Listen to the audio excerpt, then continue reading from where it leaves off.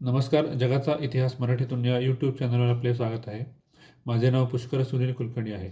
आजच्या व्हिडिओमध्ये तुम्हाला मी आयव्हरी कोस्ट या देशाच्या इतिहासाची माहिती सांगणार आहे. आयव्हरी कोस्ट हा आफ्रिकेच्या पश्चिम किनाऱ्यावर वसलेला एक देश आहे. आयव्हरी कोस्ट हा कोट द आयव्हर या नावाने ओळखला जातो.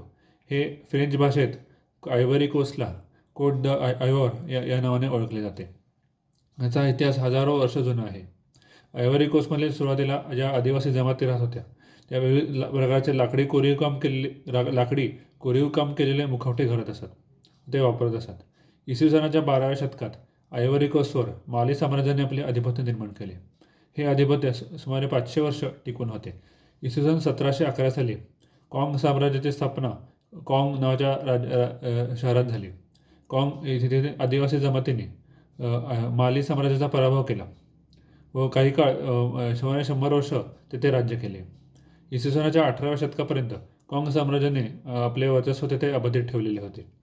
इसवी सनाच्या 18व्या शतकाच्या सुरुवातीला तिथे फ्रेंचांचा प्रभाव वाढू लागला होता. फ्रेंच सैन्याने तिथे हळूहळू आपले आधिपत्य निर्माण केले. फ्रेंच सैन्याच्या आधिपत्याखाली आयव्हरी कोस्ट आला व आयव्हरी कोस्ट ही फ्रेंचांची वसाहत बनली. इसवी सनाच्या 19व्या शतकात तेथे मोठ्या प्रमाणात गुलामीचा व्यापार व तसेच सोन्याच्या खाणीचा व्यवसाय मोठ्या प्रमाणात तिथे सुरू झालेला होता. तिथे मोठ्या प्रमाणात आर्थिक शोषण फ्रेंचांनी सुरू केलेले होते. फ्रेंच वसाहतवादाचा अंत इसवी सनाच्या 1960 साली झाला. 1960 साली आयव्हरी कोस्टला फ्रेंचांपासून स्वातंत्र्य मिळाले.